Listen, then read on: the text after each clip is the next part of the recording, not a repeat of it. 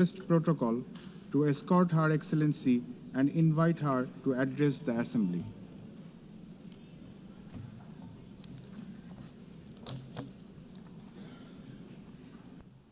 Madam President, please accept my warmest congratulations on your election at this historic 80th anniversary of the United Nations.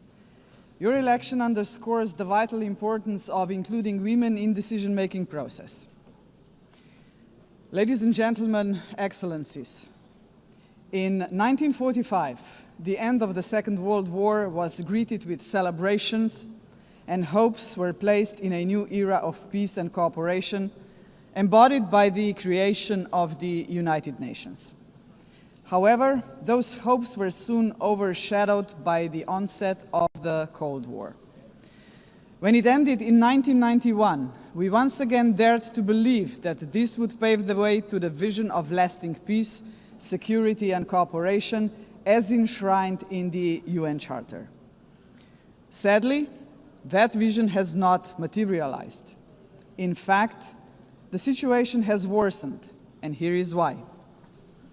Firstly, the Security Council, envisioned as the very pillar of collective security, is failing to meet the expectations of the world, if it ever has. The Permanent Five were supposed to be role models for the rest of the world working for peace. Some work in their own interests instead. Secondly, the promise of the Sustainable Development Goals is faltering. Progress is lagging, and with cuts in development assistance, millions of the world's poorest are pushed further away from the access to even the most basic services. Thirdly, international law appears to stand at the precipice of irrelevance. The independence of elected international judges, the integrity of human rights institutions, personal security of human rights defenders, and the authority of this organization are under siege. Fourthly, the Genocide Convention risks becoming a relic of the past. Some states have put the International Criminal Court to its greatest challenge ever. Its prosecutors, whose only duty is the pursuit of justice, and its judges, whose responsibility is to uphold the law, our international law, now face sanctions and intimidation. As if the states that sanction them would prefer to shield the alleged perpetrators of atrocities rather than confront the truth and help deliver justice.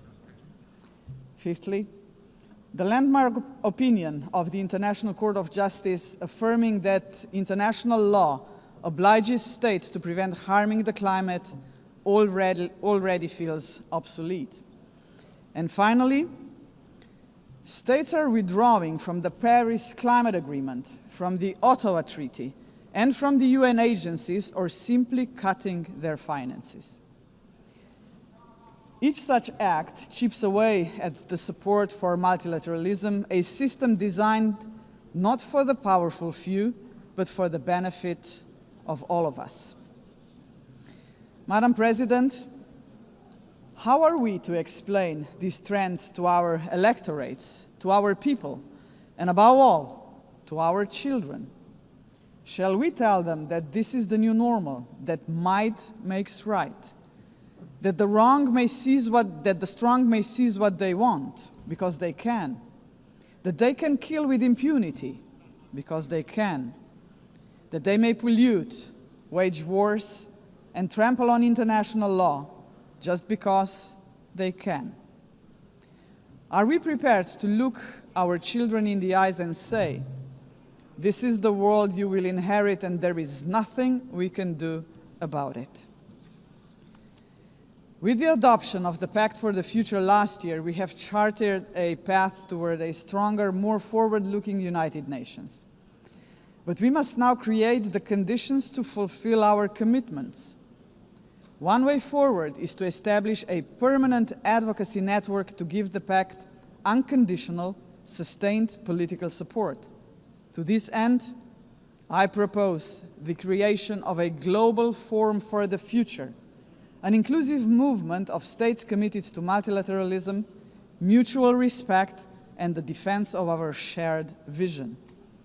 A movement determined to stand up for the pact and drive its implementation at every level.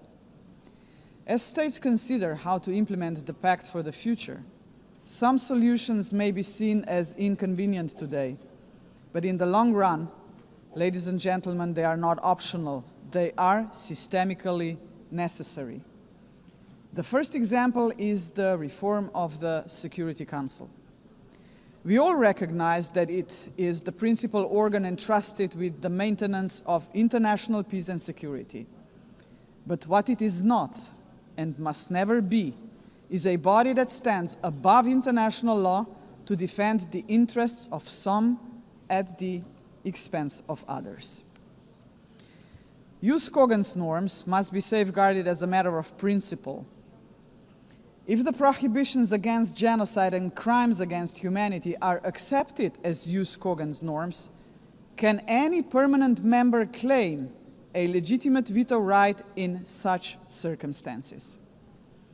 Member states have attempted to address this question through many reform proposals, but with minimal progress. This is why we must dare to go further now. We, the General Assembly, must take a bold step and request an advisory opinion from the International Court of Justice on this very question. Second, we must confront the gap between our words and actions on gender equity. Progress has been made, but far too modestly. Over the past 80 years, 13% of leaders in multilateral organizations have been women. And no woman has ever served as Secretary General of the United Nations. And this, ladies and gentlemen, must change. So, Excellencies, ladies and gentlemen, let us make history. Today, the 80th session of the General Assembly is led by only the 5th woman to hold the presidency. By the end of this session, she would be joined by a Madam Secretary General-elect, a living proof to 4 billion women that even the most impossible job is not beyond their reach. But gender representation is not enough. What we must achieve is actual gender equity because it benefits not only women and girls, but entire societies. True equity requires systemic change, and so women's empowerment must remain at the heart of our global agenda. International organizations must weave a gender perspective into every strand of policy making. And that should be a result of effective participation of women and girls themselves. Electing a Madam Secretary General would be historic, but it must only be the beginning of a much deeper transformation. Madam President, the Pact for the Future sets out clearly what must be done to change our world for the better. I have mentioned only 2 of the many challenges we must confront decisively. But we can only succeed as a community if we accept that there is no future for humanity without a fundamental change. The mandate of the Global Forum for the Future would be to push towards such a change. This is why it must be inclusive. It must not be merely a coalition of countries. It must inspire hundreds of millions of people. For when it comes to human dignity, the constituency of like-minded individuals is vast, diverse, and knows no borders. Human dignity is indivisible. We must fight for it no matter how great the obstacles are. And there are many, we know that. Think of hunger. Time and again, humanity rose across continents to confront the scourge of hunger, to no avail. Worse still, hunger is now being weaponized, turned into a tool of war. We receive reports on a daily basis of how women and children are starved because they are marked as legitimate targets, as enemies. How cruel, how inhumane is that, ladies and gentlemen? We cannot allow this to happen any longer. 40 years ago, musicians stood against hunger. Instead of guns, they, the Band 8, used music. The world heard them, but they were not loud enough, as hunger has not been eradicated. Today, we have science. We can address on a scale beyond imagination not only hunger, but every act of violence against human beings and all human fears. Granted, science, technology, and global connectivity are too often twisted by cynical leaders and warmongering regimes. But they can also be harnessed for the common good. Artists, influencers, and visionaries with audiences of millions can join forces with the governments of like-minded nations. Together, their voice in defense of humanity could become irresistible. Together, we can demand real action by all governments, all world and community leaders on the Pact for the Future, and hold to account those who betray human dignity to its very core, through wars of aggression, genocidal policies, and crimes against humanity. If we join forces and make ourselves heard, nobody can ignore us, not even the most arrogant governments and individual politicians. Of course, such initiatives cannot emerge out of thin air. They require leadership, strong, inclusive, and fearless leadership. We, the leaders of today, are only transient custodians of power. Some of us may not be here after the next election, but that is precisely why we must act now. Our responsibility and destiny will be judged by how we treat our planet and its people today. We simply cannot afford silence, ignorance, or passivity, not while we hold power and possess the power of the word. Hesitation is not an option, Madam President. For most of us, members of the UN, is not might that makes right. It is the opposite. We must not allow the powerful few to ignore us. We must not surrender to a world where power alone prevails. We, the majority of United Nations members, must be role models. We must work for a different world. The Global Forum for the Future can be a platform for the much-needed transformation in which partnerships with non-state actors and companies are indispensable. Profits must finally serve development for all. Innovation and sustainability must drive tolerance, mutual respect, and inclusive dialogue. Is that too much to ask? If we, the leaders of this planet, can offer nothing but terror, conflict, pollution, fear, inequalities, and war to 8 billion people, then we must confront the truth. We are complicit in crimes against our civilization and our planet. And not just us, heads of states, but leaders of international institutions, CEOs, and every individual with the power to make a difference share this responsibility. None of us can claim ignorance of what is at stake. If we believe in human dignity for all, we must deliver more. A world that fulfills lives, not threatens them.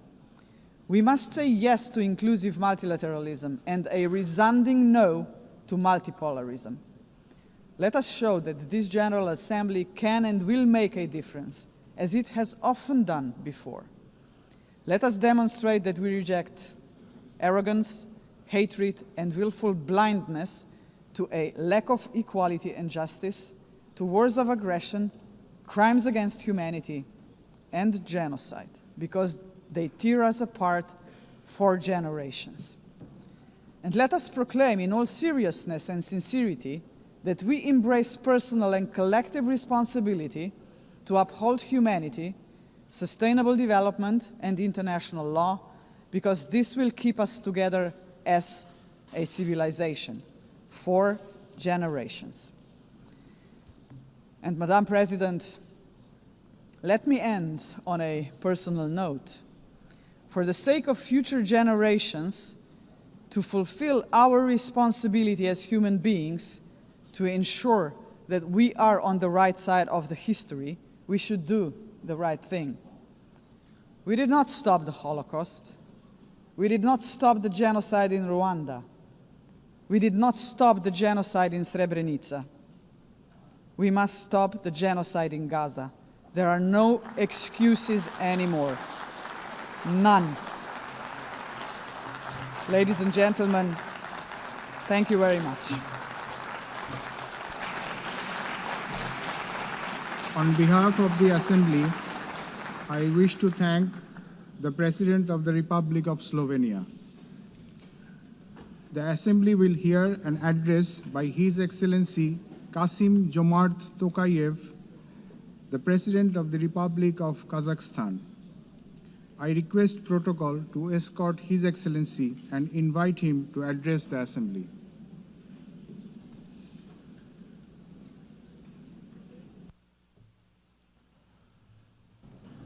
Madam President, Mr. Secretary General,